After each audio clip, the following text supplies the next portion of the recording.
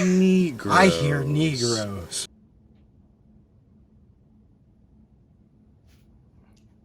Um, uh, um,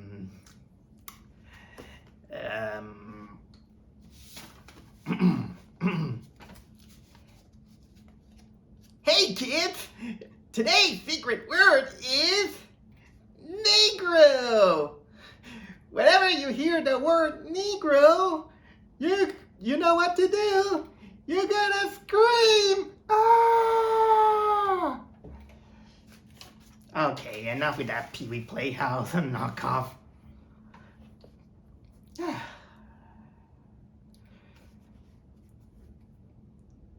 What rabbit hole did I got into?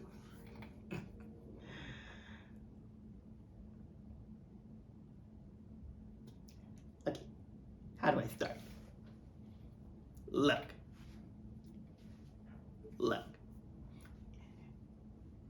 When you have a movie name, the American Society of Magical Negroes, you're kind of asking to say the whole title out loud.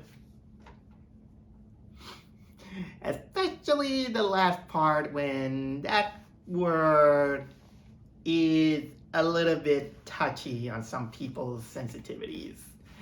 But that's the title of the movie. Don't look at me. And if you know me, I'm the kind of guy who kind of avoid using certain words for politeness sake, to put it shortly. But okay, movie. I'll play your game. You want me to say the word? You got it. The American Society of Magical Negroes. Got it? You make me say the word. You ask for it. So, yeah. I saw the movie, and I did it just because of my sheer curiosity. And for some reason, I felt like I didn't belong there. Okay, let's start out with the background and what drove me to watch that movie.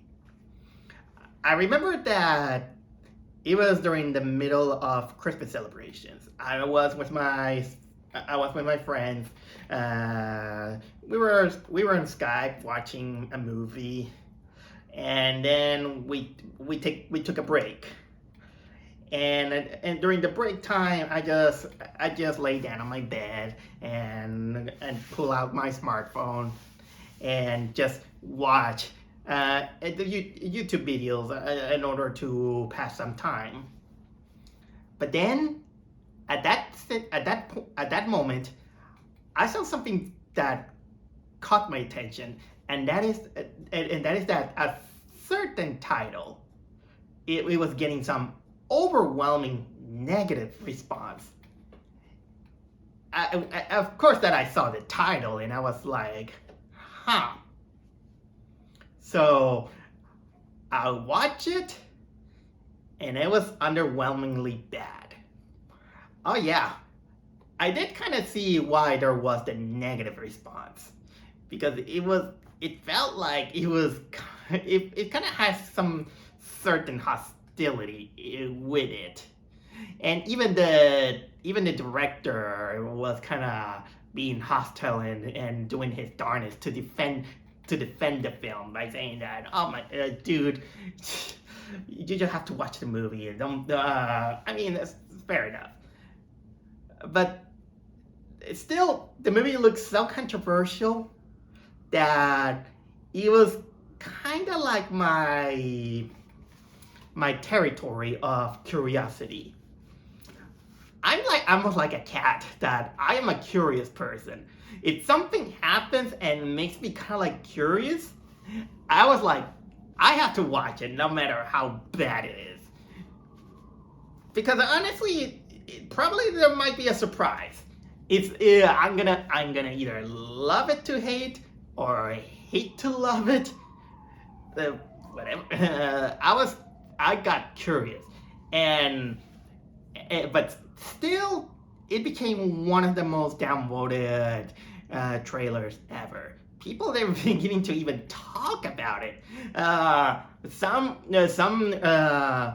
people despise it. Some people they call it like the last straw of woke Hollywood that they allow something like that. Some people were like, meh. It was I think there might be rare times that probably some people might defend it. I don't care if you defend it or not, but still, it was something that I was curious, really, really curious. And by the way, yes, I will tell you eventually the content of why a movie named the American Society of Magical Negroes is it is controversial. But of course, let's start out with the name itself.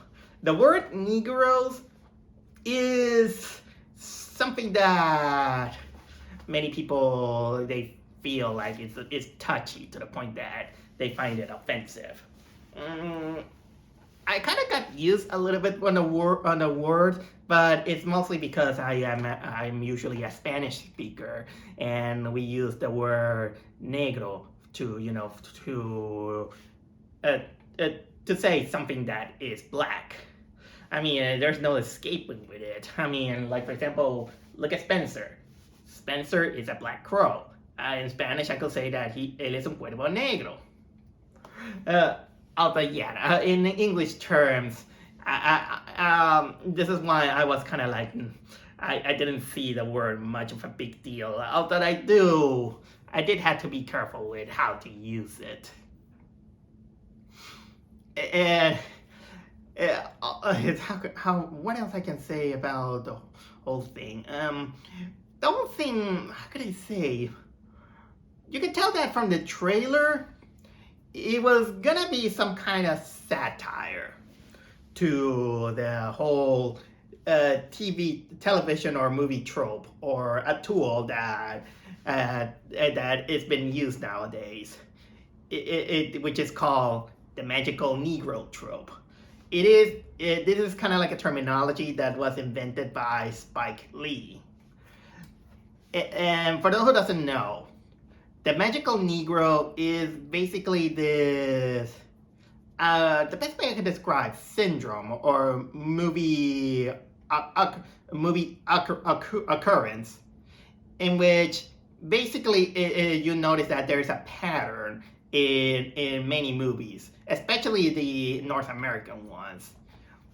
It is a noticeable pattern where usually a movie presents that there is this white guy who is having a problem, and then a very charismatic black person comes to him, and they give him kind of like wise word or some magic tool or something like that. They become kind of like they begin to support that white character in order to solve its problems and help him out. The key word is that they're basically black person in support to assist the white person and their problems. Sometimes it involves magic, sometimes it's not, but usually because of the magical charisma that they got, and since they just come out of nowhere, this is why it kind of feels like it's something magical, hence the term magical Negro. Some example for those kind of movies in which it comes from my head are, for example, The Matrix. We got the relationship between Neo and Morpheus. Neo is kind of like the guy, the apprentice, and Morpheus is the technical magical Negro that helps him out, goes through his whole thing.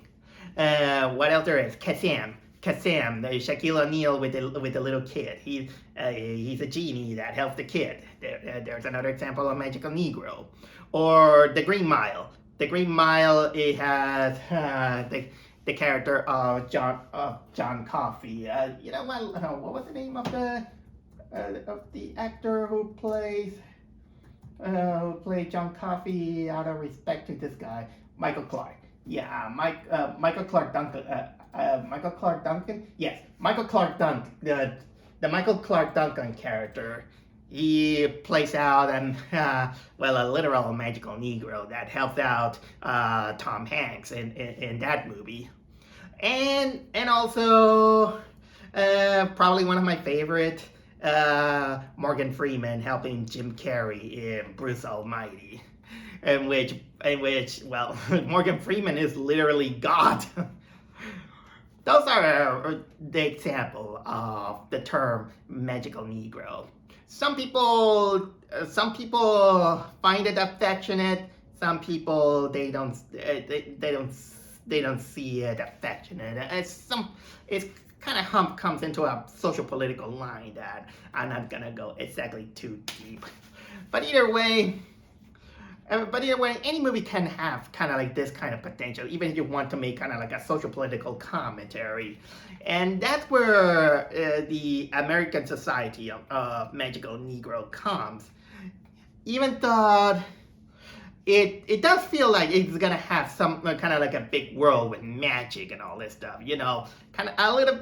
Many people begin to compare it like to Harry Potter, but at least in my case, the trailer didn't help. That it actually felt that it's gonna be more of probably my least favorite. Actually, not probably. My least favorite movie genre, and that is the rom-com. If you know me, I despise rom-coms. I always find rom-coms cheesy. People doesn't act like human beings. They're cheap. They are awkward. People call horror movies the lowest common denominator of movies. Honestly, I think the rom-coms are worst. I mean, look at my reaction when I made the video of the Lovebirds, and I hated that movie, and it cemented my intense hatred to romantic comedies, and that was my biggest fear for this movie. But still, the theme itself and the whole thing, it made me curious. And you know what? I'm beginning to stretch all this thing. I don't know how much time I have passed ever since I was talking about my background to this movie when I'm supposed to be talking about it. Well, okay, here goes. I watched the movie, and how can I explain it without causing a civil war?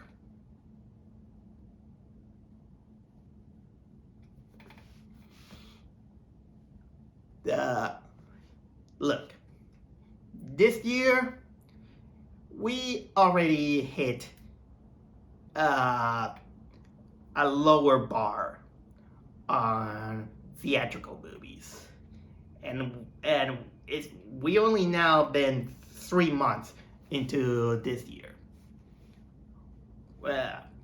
We reached Madame Web low bar point, where some people will find it so bad it's kind of hilarious, but still it has poor acting, abysmal editing, abysmal coherency, abysmal character decisions. Very bad. We even reach the lowest bar on horror movies, at least at the moment, with those Blumhouse movies, both Night Swim and Imaginary. we reached that low bar. So, where do we stand with the magical society of magical Negro?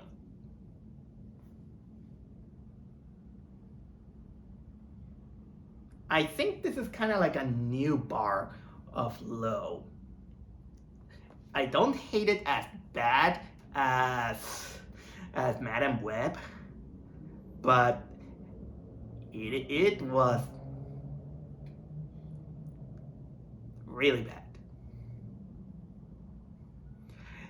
It's bad that is disappointing. Disappointing that, how can I explain it? It has all the worst elements that you can put on a romantic comedy. Awkward humor, unlikable characters, no motivations, bland acting, bland humor because they rely on awkwardness and talk, unrealistic human expectations. It is kind of, in a way, really disappointing, to the point that moments comes as cringe. And by the way, this is me talking not in the perspective of the whole theme that this movie goes through, because the whole racial thing that it wanted to put it on front is there, but guess what? They didn't go all out. For a satire, it was tame, and if it isn't tame, it was interestingly hostile. Depending on what kind of thing you're looking for, or what you're gonna expect, I could sense that there was kind of like a certain kind of hostility to this certain group. I was even kind of thinking that probably this movie wasn't exactly meant for me. Even when I went to talk to when I got out of the movie disappointed, I did get out, and I met with a 70-year-old man who was on the audience, and he liked it. I don't know what he was looking for, but we kind of had like this conversation why he liked it or not. And the biggest excuse that this guy had is that I should have looked this movie in on the perspective of a black person, because that movie was made for kind of like in a perspective of a black person. Okay, I'll play your game, but here's the problem. Number one, as much as I can, and I might say that I might do, I can't, because I'm a Latino. I mean, and I can't help it. But that doesn't mean that I can empathize. I can empathize with people of many cultures or many ethnicities. But even as much as I kind of try to understand, there's always going to be some holes that it will come to have kind of like it's going to be impossible to have, a perfect perspective to it. So I can't. And second, before I'm making this, I did wanted to watch the opinion of black ethnicity. And you know what? When the trailer came out, these people, they weren't supporting the movie. No, they weren't it. No, not even their own race is supporting it. They're they are calling it that it looks pretty bad and it's making them look bad. So so so how can I so even for the perspective from them, it looks like it doesn't have its full support. And you know what's further proof of that? You know how many people were at the movie theater when I go there? There were only 5 people, including myself. And how many of these people were black? 0. 0. Okay, maybe there might be some others that they did went to see, or maybe it's because I wasn't exactly in a very popular movie theater. But I'm talking mostly about my own experience. I mean, the last thing I saw on the news is that this movie's bombing very hard. And it's funny. The director kind of began to claim that we should not judge the movie because of the trailer. Well, here I am. I'm here to talk about it. And I think I ate so much about my experience with that movie and telling you the non-spoiler version of the whole thing. But man, but I will.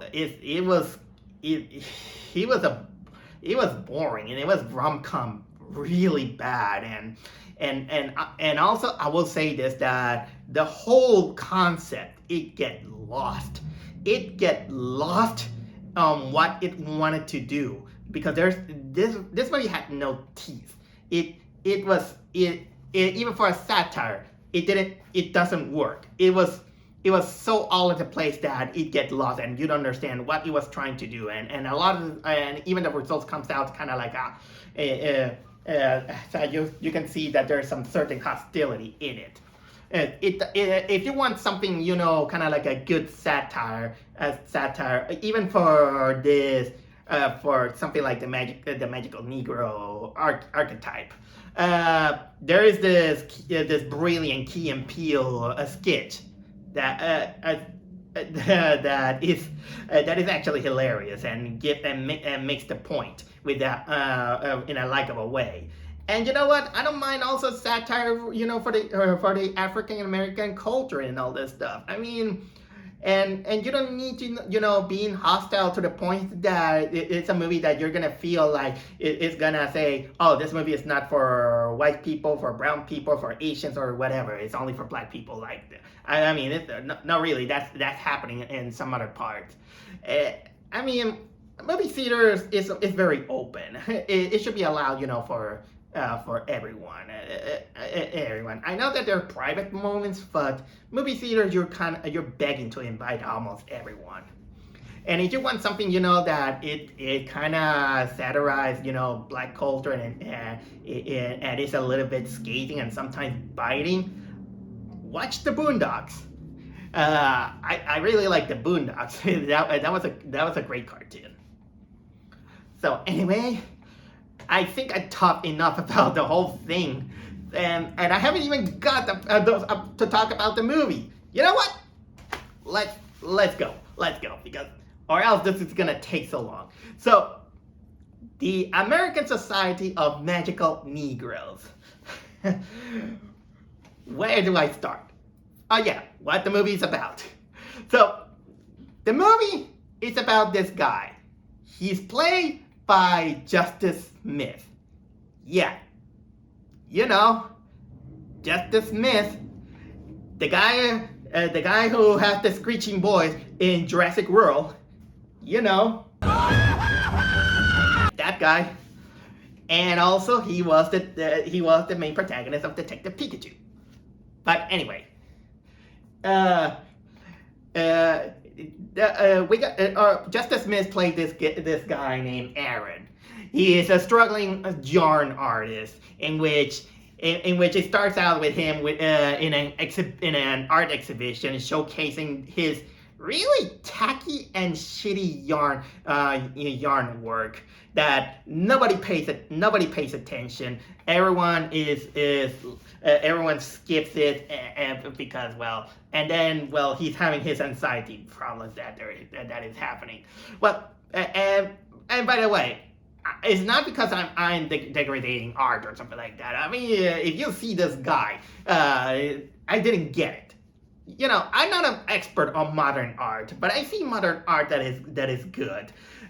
Even after the movie ended, I was looking for good art made of yarn, and I seen better ones compared to what this guy did. The best way I can describe it is kind of like the result if you get you get kind of like a piece of texture, a wool texture, put it on a shredder, and then just dangle it on a wire. That's it.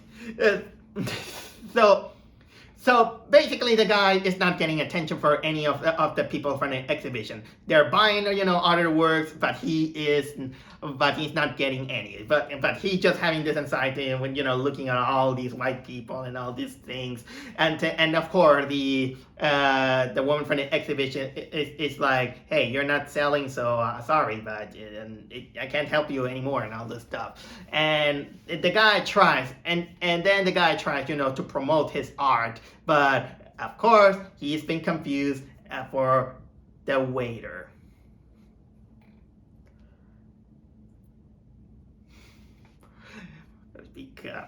Because of his skin color.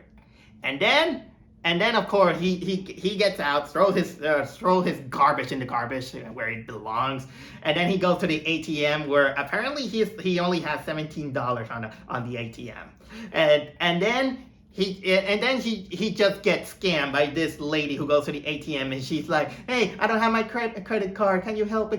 And he's like, okay, all this stuff. And that, and even for a mile, you can tell that this woman was trying to rob him. And then of course the woman kind of like she's kind of like with her cahoot with her boyfriend and another guy, and she's like, hey, he's a thief, he's stealing me and all this stuff and all that, because he's whatever. But little that he knows, he's been followed by this other guy played by David Allen Greer. And he basically uses his charms in order to leave him alone. And then he tells Justice by saying that, hey, I'm going to help you out. There is this society that we belong about because, well, it is a cruel world. It's full of white people. So you're going to... so I think there's a way for you to protect yourself from these white people. And of course, he showed them kind of like a secret entrance. That is, of course, the American Society of Magical Negroes, which is kind of like this underground world where black people join together, and it's kind of like Hogwarts, in which apparently black people have this magic where they use the magic to get this. They use their magic to help white people feel comfortable because they say that the most dangerous animal in the world are white people. Because when white people are uncomfortable, they are capable to rage and cause violence against black people. I am not kidding. I'm not kidding. So basically, the American Society of Magical Negroes is basically these people using their powers to find white people who are sad.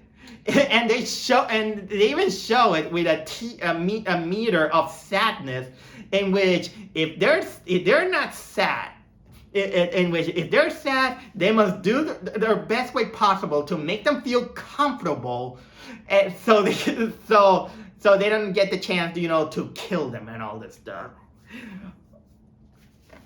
I'm not kidding. I'm not kidding.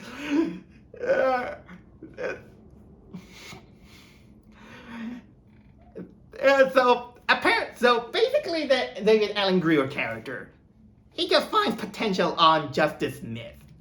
I don't know how.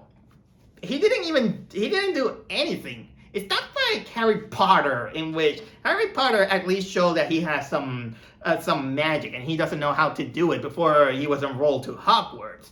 Because he proved that he has some magic. But no, this guy, he didn't make, how can I say, he didn't make the glass from a zoo disappear. He didn't do anything. So he just saw him and say that, hey, I think that you have some, problems. So let me help you out. I know you had some magic. Oh, sorry if I, how can I say, give the answer. That's the best way I can do without sounding boring. So yeah, he showed in a demo of some cop that wanted to join a club and all that stuff, and then he's accepted into the society, and then he gets his first client. The first client, what he must do is that he must appease this. This white guy who works on this graphic design company. What was the name of the guy? I think it was called Jason, played by Drew Tarver. You know what? Let me see the picture. If it's that guy, I think he is. But anyway, they want to befriend this guy as his first client. But here's the thing. The Justice Smith character, he also meets this woman. Woman played by, the name has got it here. I know that the character is called Lizzie, sorry about that. Woman played by Anne-Lee Bogan. Both of them had kind of like this awkward falling in love meeting moment, although Justice comes up more like a creep actually. I'll get to that more when in the acting. He falls in love with her, and she works in the same company and that Facebook type company, which I'll get to that. So Justice Smith, he has to help his client reach the top. But unfortunately, that guy is also in love with the girl that he's in love. But of course, since Justice Smith is technically an anxious doormat, he just don't know what to do, because, well, the rules of the American Society of Magical Negroes, you must make those white people happy. And guess what? Here's the thing why they should sacrifice their happiness. Because apparently, if you go out of the line of the American Society, if you disobey the rules of the American Society of Magical Negroes and you choose to be happy yourself instead of making white people happy, apparently that's enough to make all the magical Negroes lose their power until they expel the quote-unquote traitor. So yeah. Apparently, the whole thing worked like a hive mind. Stupid rules when you think about it. For a movie that talks about individualism, it doesn't show, especially when you're treating your own people like a hive mind. Oh, my God. And by the way, I only scratched the surface of the whole thing. This is kind of like the main plot, and there's some things that I have to talk about this movie. Oh yeah, and you know what? This is gonna be one of those where I'm gonna spoil the whole movie, because honestly, this is a movie that is not worth watching. Maybe if you're curious, you could rent it, but I guarantee that it's not gonna worth your time. But a lot of those things. It has a lot of the traps that I really despise, especially in the rom-com part. For example, let's get on. Let's talk about our protagonist, Justice Smith. Look, I don't hate the guy, but I can tell that he's not a great actor. And in this movie, it's no exception. He's pretty bad. Although I'm not gonna say that he was bad as Madam Web, quality of acting. Look at how Barr got into it, but it gets close to that because Justice Smith. I know that he wanted to play kind of like this awkward, nervous character, but you can tell that this guy has almost like no personality in itself. He's just spineless. He's just spineless, awkward. For the most of the movie, he's just stiff. It's almost like watching a real normal person going, yeah, something like that. Jesus, Jesus. I've seen cartoon characters that are awkward and shy that have more life than Justice Smith. I don't think that he was in it. And his character, and the character itself, he's kind of like unlikable, and you don't know much about him. Let's say that because he doesn't have a spine, he's kind of like awkward. And some people wanted to say that he represents that he is always kind of like the black person who is anxious that he lives in a society where white people are around him, and he's kind of like I think they're gonna shoot me or something like that. Okay, back at you, dude. And sometimes I feel like that when with other people too. Although I get it, but that's not exactly a problem of racism. And by the way, he also how can I say? They say that he's a struggling artist and that he's full of himself. He thinks that he's do great yarn work. Like I said, his yarn work is shit. And you know what? We only see it one yarn work. There's even a moment where he shows his girlfriend, the love interest, a smartphone in which he shows, this is my work and all this stuff. And guess what? We see nothing. We don't see his other work. And she's like, they're good. You tell me. I didn't see anything. And by the way, for someone who is considered, for someone who is kind of chosen to become part of the American Society of Magical Negro, he doesn't even have the qualities of a magical Negro.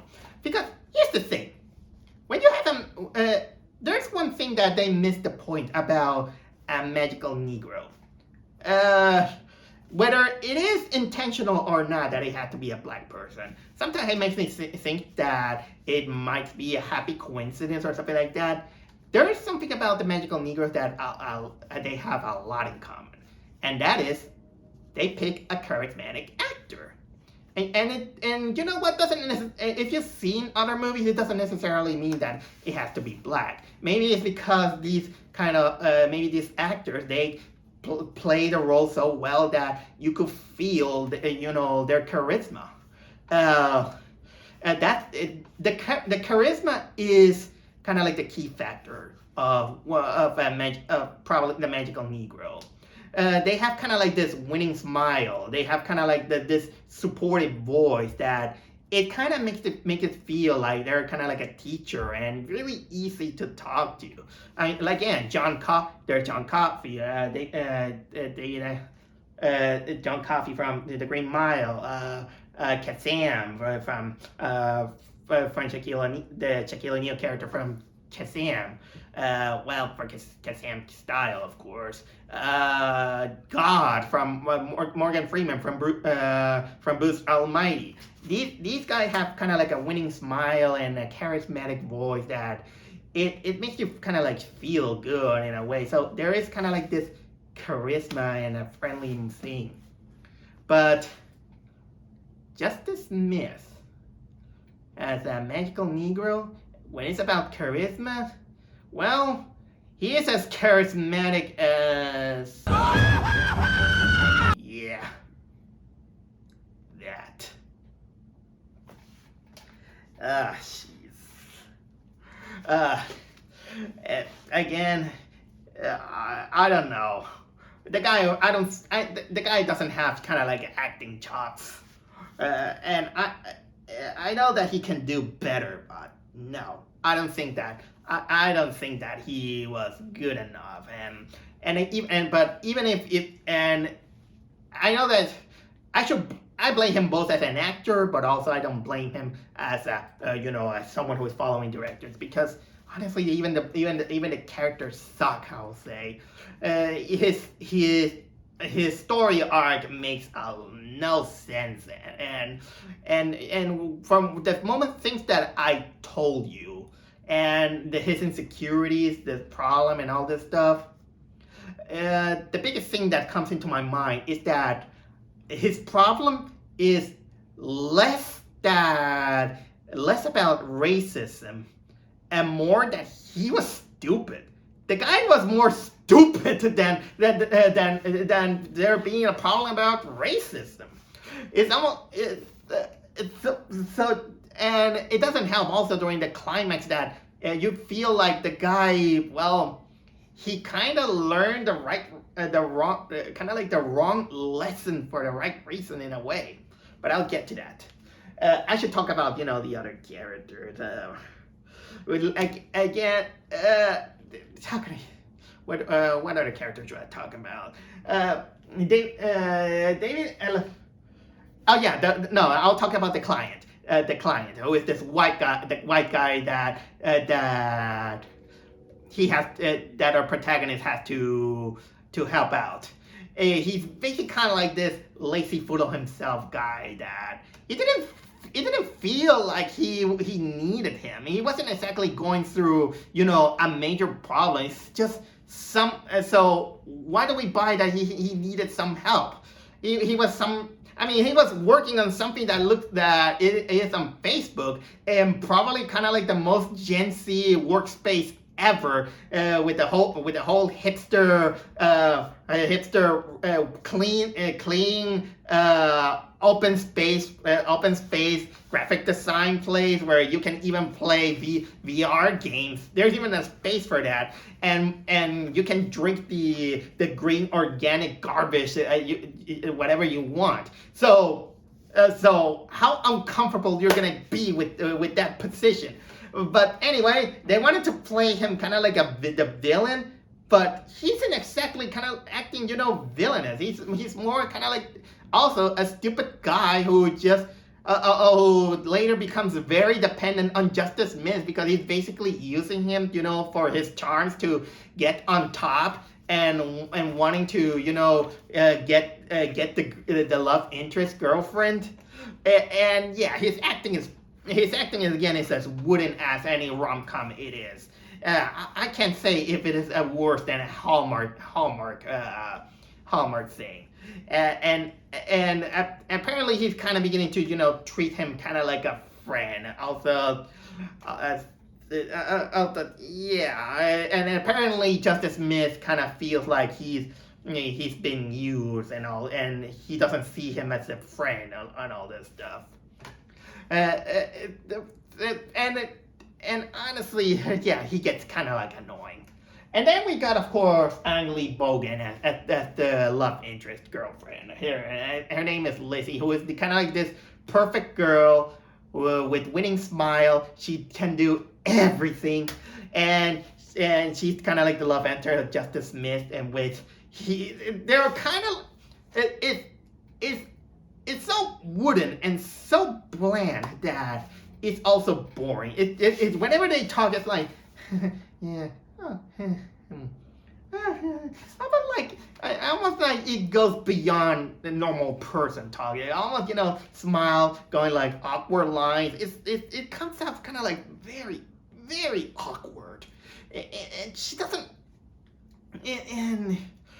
and you can tell that he wanted to push her or something like that. And there's something that comes out, at the end for her, and man, that it fails. She's also another kind of like one of those boring characters that she. And funnily enough, that if people complain about about the movie trying to being a kind of like a call out to showcase the problem with the magical Negroes trope. That woman is also a little bit of a trope in itself if you're gonna go into it. So don't get too high and mighty on one thing and say another thing.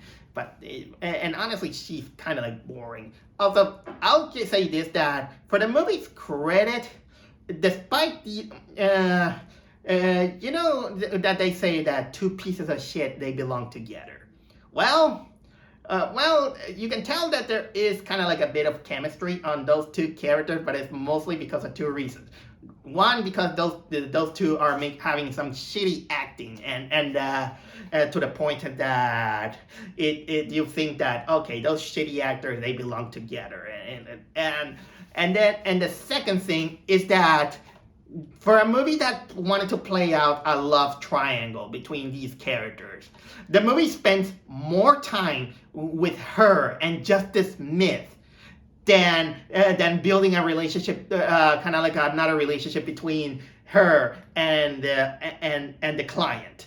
So we got almost no balance on that to believe that. Except that the guy is like, oh, I'm in love with her and all this stuff, and they barely make a relationship, to prove that this guy is kind of in love with her and all this stuff. I mean, even the love triangle between Popeye, Olive, and Bluto are far more three-dimensional than these couple. And then we got, of course, David Allen Greer, the magical Negro who becomes kind of like the Justice Smith mentor. Who, okay, for the sake of credit for this guy, he does have the magical Negro archetype. He does have the charm. He does have the look, and he knows how to get that chop. And so he works into that advantage. Although the character in itself, it kind of makes you question, how in the freaking world saw potential on Justice Smith? Again, he didn't show anything to prove that he has the potential to belong to the American society. He didn't make any trials to go through that. You didn't give him kind of like a trial you didn't make him give him kind of like a trial. You didn't use him as an apprentice. You just put him with a client, and that's it. I mean, again, David Allen Greer, at least he has the charisma of the magical Negro if you want to go to that route. But Justice Smith, you call that charming? And also they wanted to build up kind of like a backstory in which he had to sacrifice his happiness in order to protect the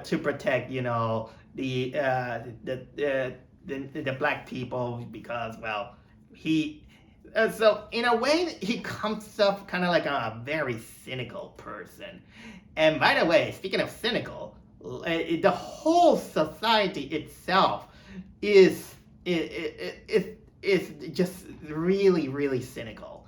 And I haven't even talked about that the American society is run by this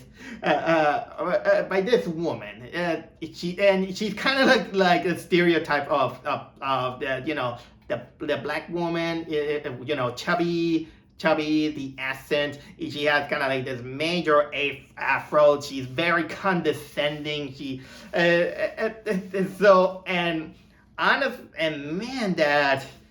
Man, that she barely appears in the movie, but you can tell some flags about this character.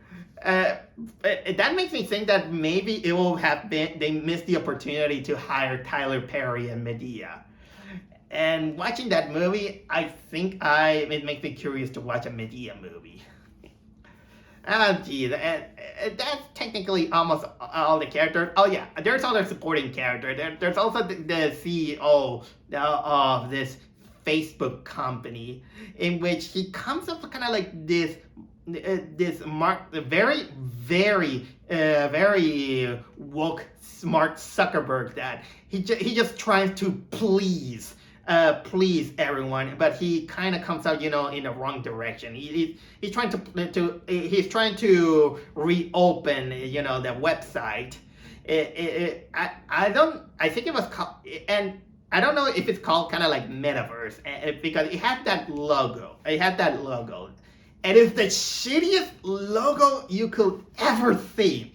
That logo was garbage. I think I don't remember what it was called. It was like Meat People or something like that. But imagine this. Imagine the logo Meat People, but it only has kind of like this Arial text, the Arial font, but instead of an M, it's only the figures of two people, half of two people with the head and everything, and they're just together, apparently to make the illusion that it's an M, but and they call themselves kind of like Meat People or something like that, and no, it doesn't read like Meat People. It says like Eat People, because no one in their correct mind, they're gonna see these two figures like an M.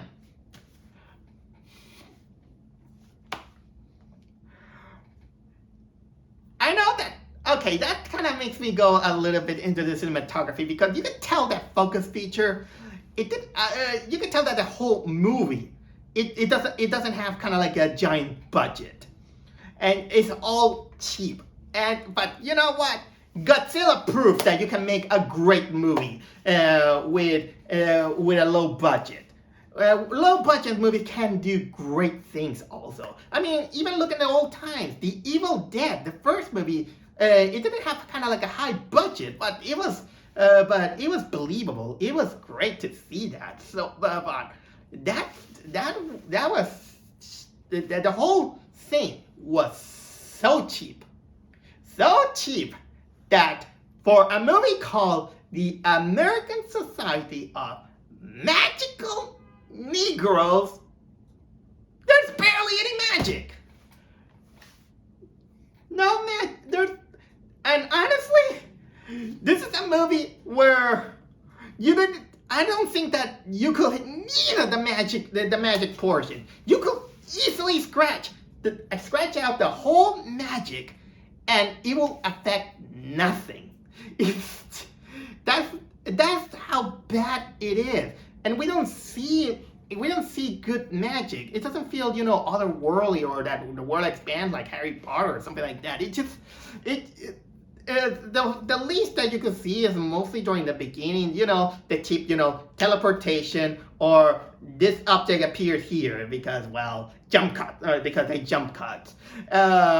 And teleportation with smoke, or you see, holograms from lighting a candle, because they use kind of like Uncle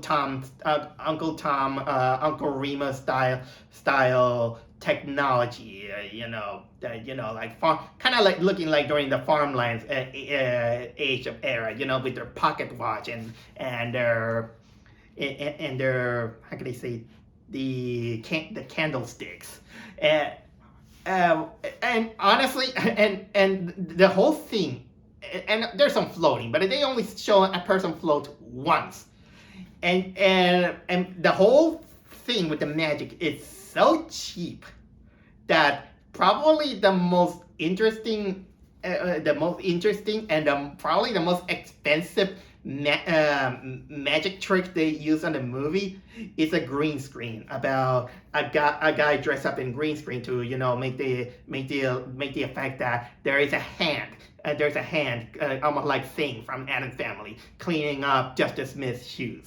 That's the best that they could got for their magic. And you know what?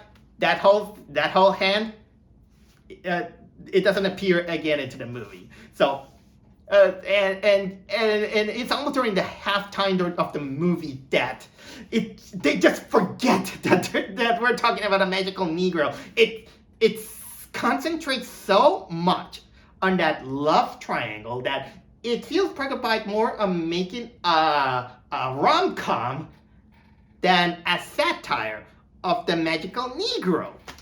So how do we suppose to take to take seriously what you want to convey than if you are not focusing on what you want? I'm not saying that there's no space for a romance, but you should stick with what you are focusing on. And also the cinematography is that it's not the worst.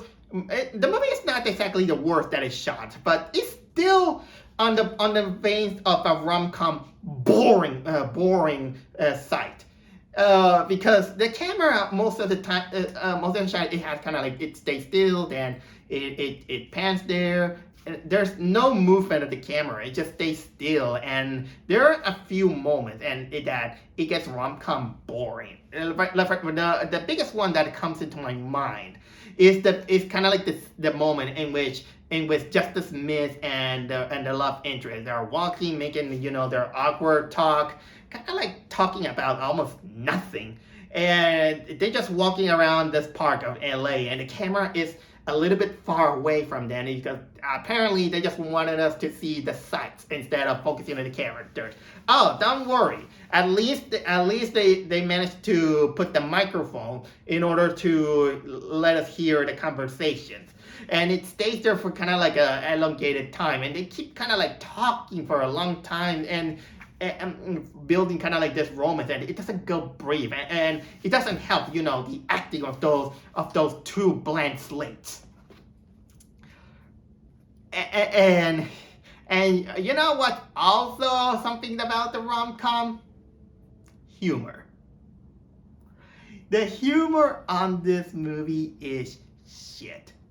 I know that during the audience, they have kind of like an awkward humor here. And actually, some of them they did find a humor.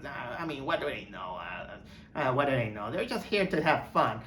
Okay, I can't be judged about that. But I didn't find exactly almost anything funny.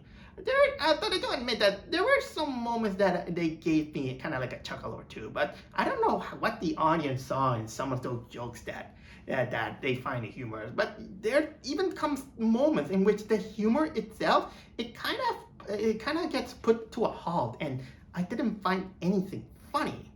It's so reliant on the typical rom-com awkward humor that it's just and they just kind of like just spout out the kind of words, but they have kind of almost like no delivery, because we just want to see Justice Smith making delivery. But that Justice Smith, he's a little bit more hilarious when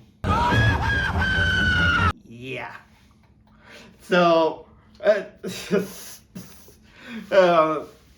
so yeah, the humor kind of like doesn't work. It's just again awkward humor, and probably the most awkward of all the humor that they want is that apparently the movie feels like the only example of magical Negro archetype that they could investigate is the one from the Green Mile, because they kind of showcase they kind of even showcase kind of like this parody of the Green Mile, even with the giant John Coffey and everything, and wearing kind of like this.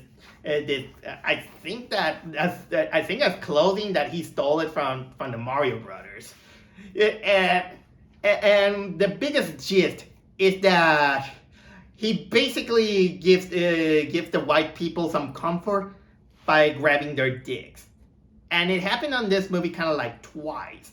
Because apparently there's one magical Negro in some other place that he's making someone comfortable by grabbing their dick by saying, oh, now I'm gonna give you your power, like, and he grabs it like this, and at this point no one calls how can I say, alert, bad touch.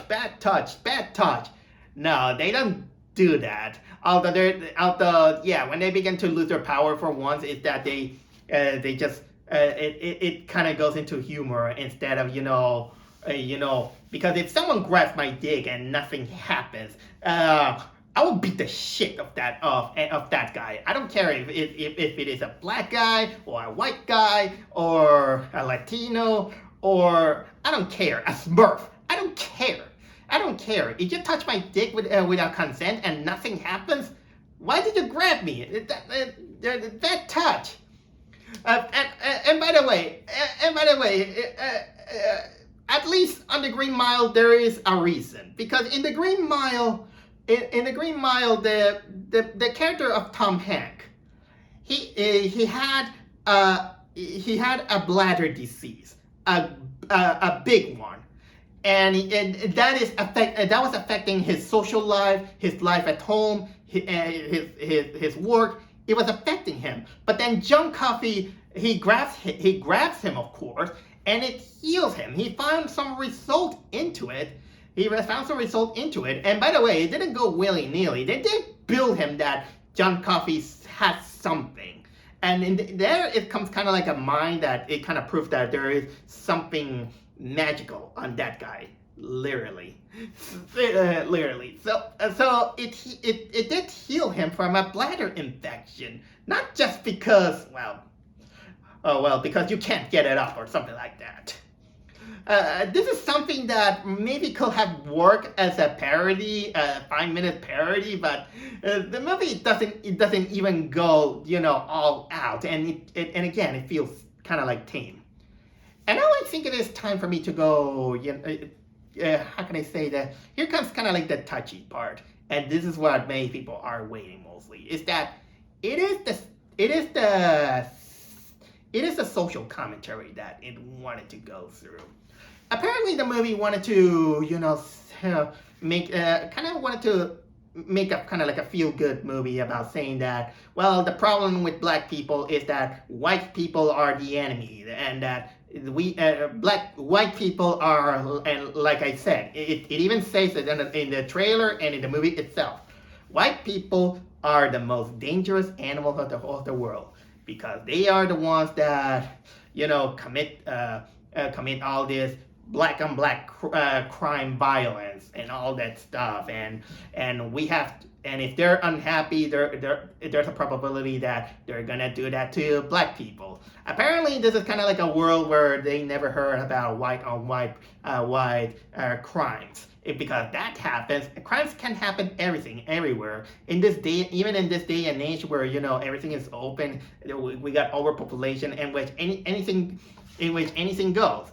And apparently they never heard about black on black crimes and all that stuff, because I don't think that is white people in general. Humanity itself are the most dangerous animals in the world. Okay, but I'm getting a little bit too deep in that.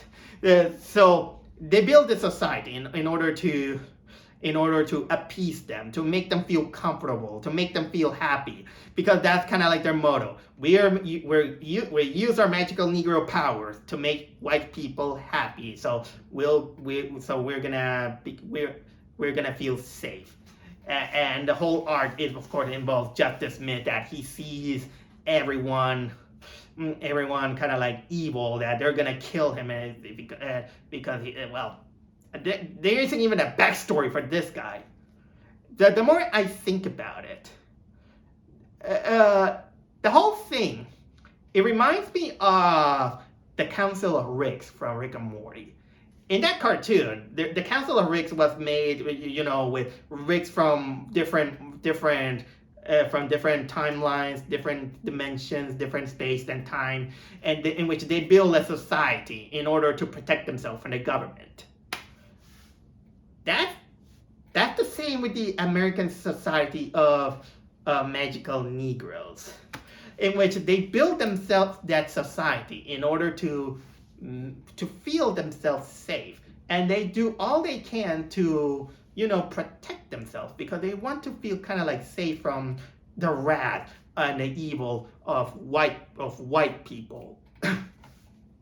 And he doesn't even explain why the whole thing has to be collective, like a hive mind, where if someone crosses the line, everyone begins to lose their powers. And their only solution, like I said, is that they will expel the perpetrator. They expel the perpetrator, strip them from their magic by erasing their memories, and then they recover their power. How did that work? In a way, if you wanted to make it clever, make that, or at least satirical. Oh, you're gonna hate me for that. Make that the black people, they are descended from bees, and they reveal themselves that in their inside they have. They have the black and yellow stripes. They have antennas. They have the stingers. I mean, it's not as different as the common trope of people saying that people from the government are reptilians. Something like that. Something like that could have been a little bit satirically clever, but maybe the Boondocks could have come up with something like that. I don't know. That's just an idea that popped out of my head. But if you're gonna make that the whole magic from the magical society of Negroes are acting kind of like in a hive mind,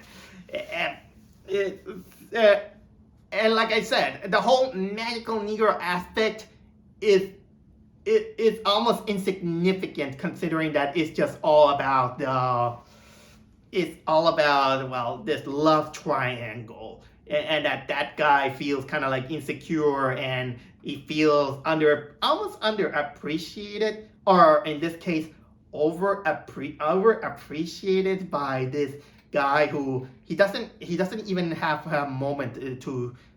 He just uses him, because kind of like for diversity's sake and all this stuff. And yeah, this is the whole. That was the key word for all that thing, is diversity. And oh my god.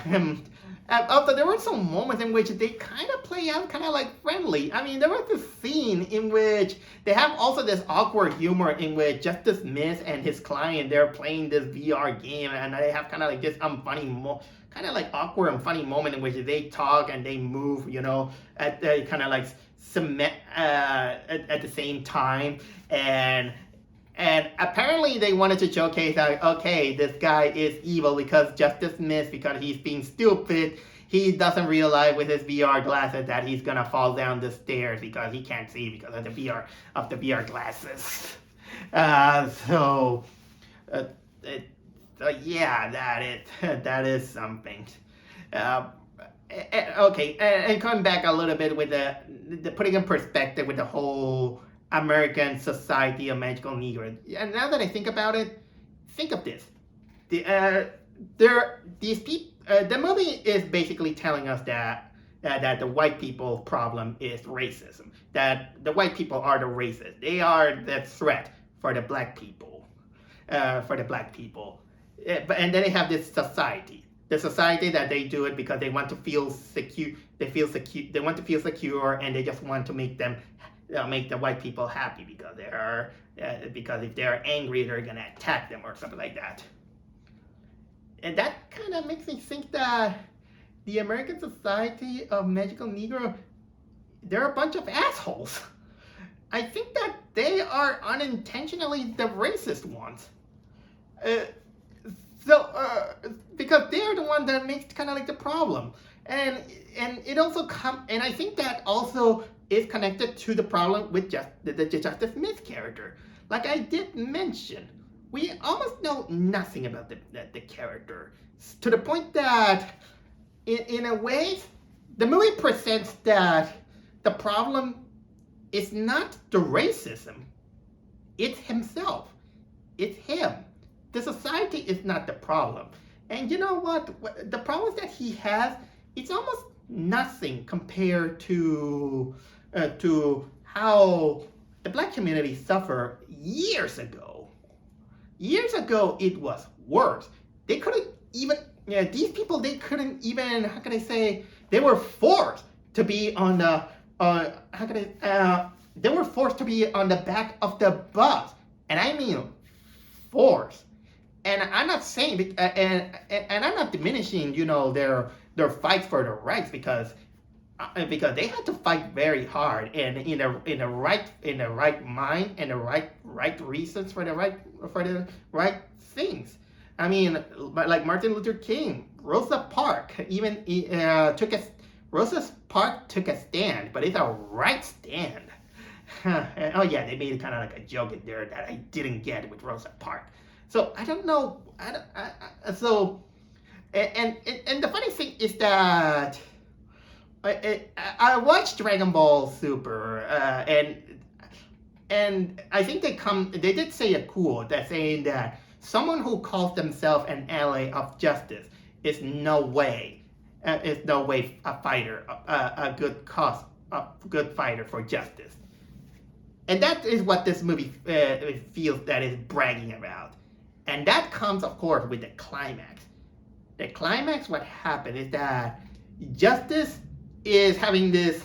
The Justice Smith character has this dilemma because he can't say that he loves his girlfriend because loving his girlfriend is gonna go against making his client happy, and if he does that, he's gonna break the magical code, the magical Negro code, and he's gonna be expelled and lose his memories. And he loses his memory, he's gonna lose his girlfriend and all this stuff. But still, his client calls him because they're gonna make this. They're gonna make the relaunch of that shitty Facebook thing. Apparently, from what I heard, the Facebook thing is just because apparently it couldn't recognize black people because of their color. And they even show it kind of like in probably the wokest newscast ever, almost like Fox News. And I don't know how it comes into that problem. Doesn't face recognition goes with the chin, the nose, the position, and all this stuff? The colorization is almost secondary. But anyway, the guy goes there. They make kind of like a live stream. The CEO is like, hey, how's it going, audience? Oh wait, this is a live stream. There's no audience. He makes some really cringy things. And then of course the clients tell Justice, they're like, hey, we're gonna present this because, well, we're doing it for diversity's sake and all that stuff. And then Justice like he had kind of like everything bottled up, his hatred, but to him bottling up his buddy who play a VR game with him. And then he sees the girlfriend going like, because he apparently like that. And then Justice comes out on stage, a live stream, and then he goes into this rant. He comes up kind of like this rant, saying that you're not my friend, you're just a racist who saw me as a black person, and he just kind of begins to he gives out kind of like this elongated speech about him being black, belonging, that he feels like he belongs, that he feels like, always afraid, and now he's kind of like making a stance. But the whole thing is as horrible as America Ferrera's speech as Barbie. I don't know why people kind of like praise America Ferrera's Barbie speech, in which you can tell that the whole speech, both of the America Ferrera's and the Justice thing, is always about me. Always me. Me. My suffering. My stance. I'm taking a stance. I have to deal with this. I have to do this. I have to go all that. This is something that an exasperated person do when he doesn't get its way. And this is technically not kind of like the correct way. He just goes this kind of like this rant that I know that it wanted to, in a way, I feel like there's kind of like a mixed bag in which it wanted to be anti-diversity because again, I think that it kind of shouting out, all the pandering that Hollywood is doing, to pander, a certain race, certain gender, certain ethnicity, certain culture here and there. Yeah, I know, it can get tired, but at the same time, it feels kind of like a big rant about this guy. Oh, we don't even know why he goes into that. And for words of it all, it gets lost. And you get distracted because sometimes it gets distracted because there are moments in which the CEO and his assistant, they begin kind of like interrupt. They interrupt the whole thing by saying that what's this in the script or something like that, and you get lost, and I don't even know what is going on. And at least for the as shitty as that speech that America Ferrera gave on the Barbie movie, at least I will give it credit that at least the camera know where to focus, and everyone shut up, and it gives the audience a moment to at least listen to her. But then when no, and it comes up kind of like really condescending. And since we know Dick about why he was about Justin Smith, he comes off kind of like a hateful asshole. But why? No one liked your art. No one understood your art. Your shitty art that no one understood. Dude, that's on you. That's on you. No one should be obligated to like your art. If someone doesn't like your art, do better. You have a problem with white people? What happened to you? Were you bullied at school by white people? Do you have kind of like a problem with that? We know nothing. We know nothing about this guy. Did the guy treat you like you're a racist? He was dependent on you. You know, friends kind of depend on some on others, but he didn't treat you bad because you feel like your girlfriend has been, how could I say, colonized. Dude, you didn't even have a spine to say to your girlfriend, I love you. Yeah, and because you even say that, I saw her first. I saw her first. You saw her first, you talked to her first, but that doesn't mean garbage. Because you didn't have the spine, your other guy built it. It's almost like I'll give you a perfect example. In this anime called Madoka Magica, there's this character who falls in love with this boy. If we know that she's kind of like in love, she goes with him and she tries to nurture him, but she never had the kind of like the spine to tell her true feelings about it, because she was kind of like awkward like that. And then after certain events, this guy meets another girl who kind of becomes more supportive, and they're more open. And guess what? These two fall in love. But the other girl, that protagonist who was in love with her, he was like, he stole it from me. He stole from me. I can accept it why he loves with this girl when I gave my whole thing to this.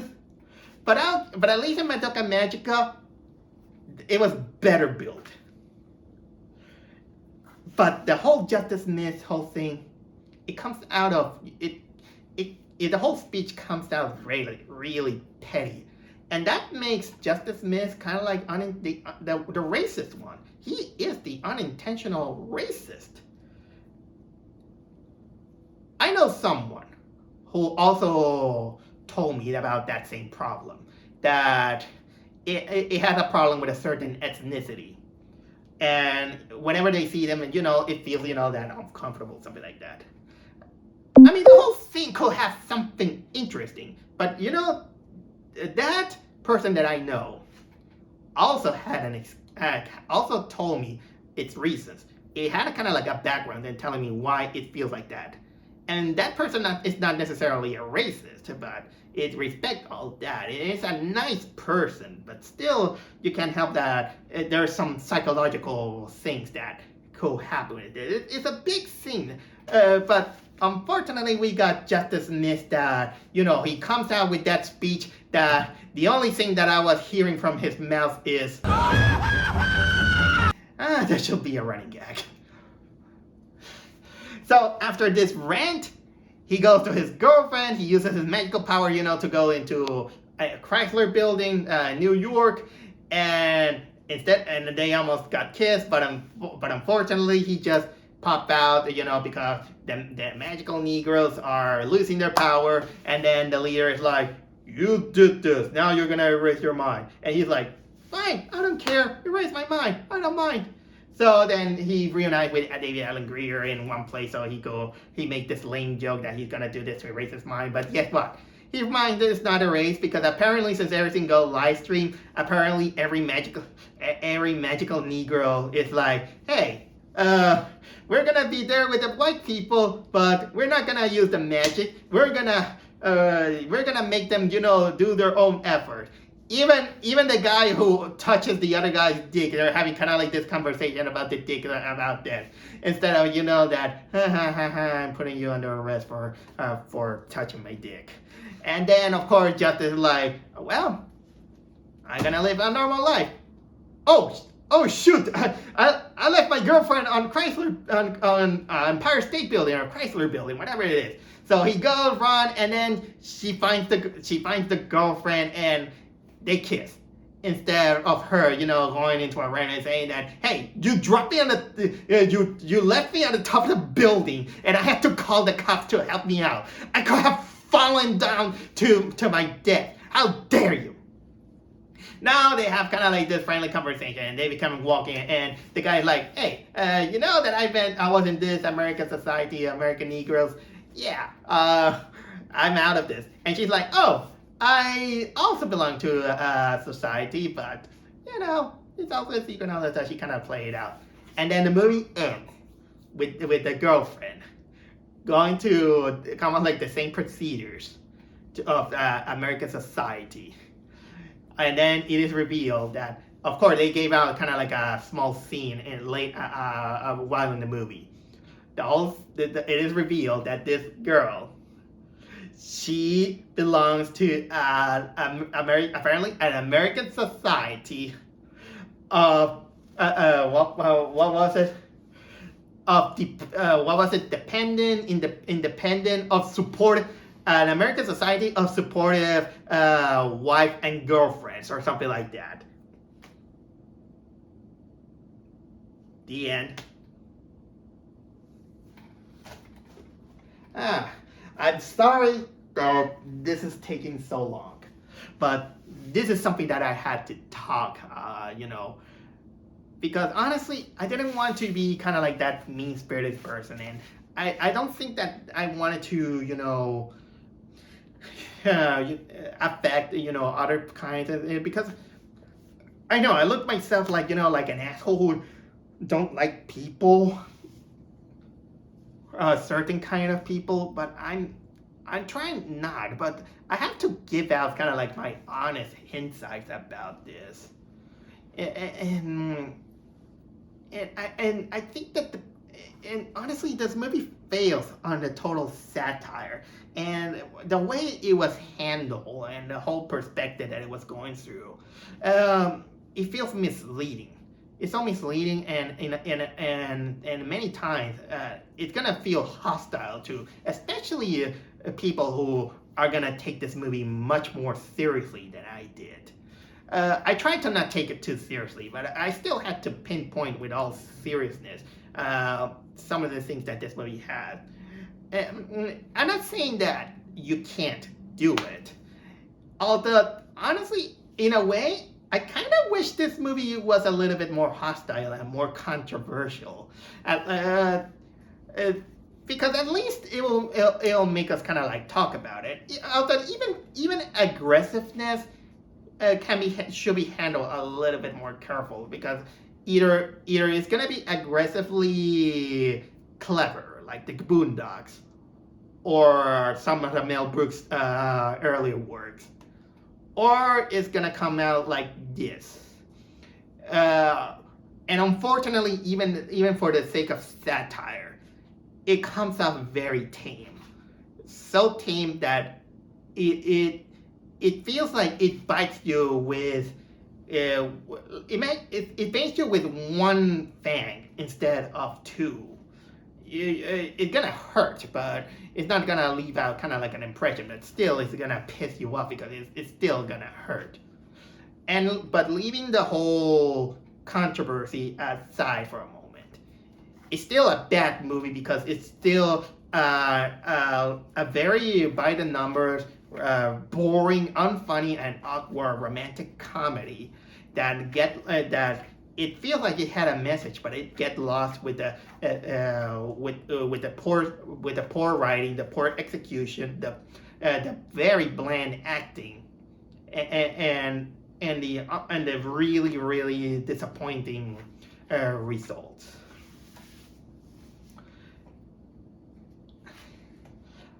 I can't say that I hated this movie worse than Madam Web, but it still is another low bar on the kind of bad movies that it is.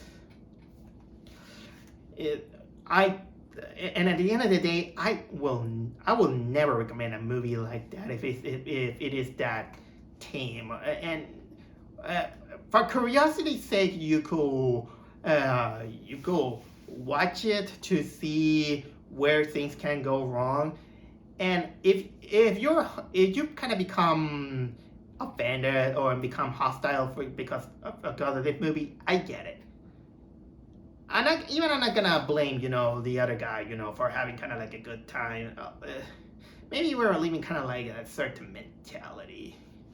But I don't know.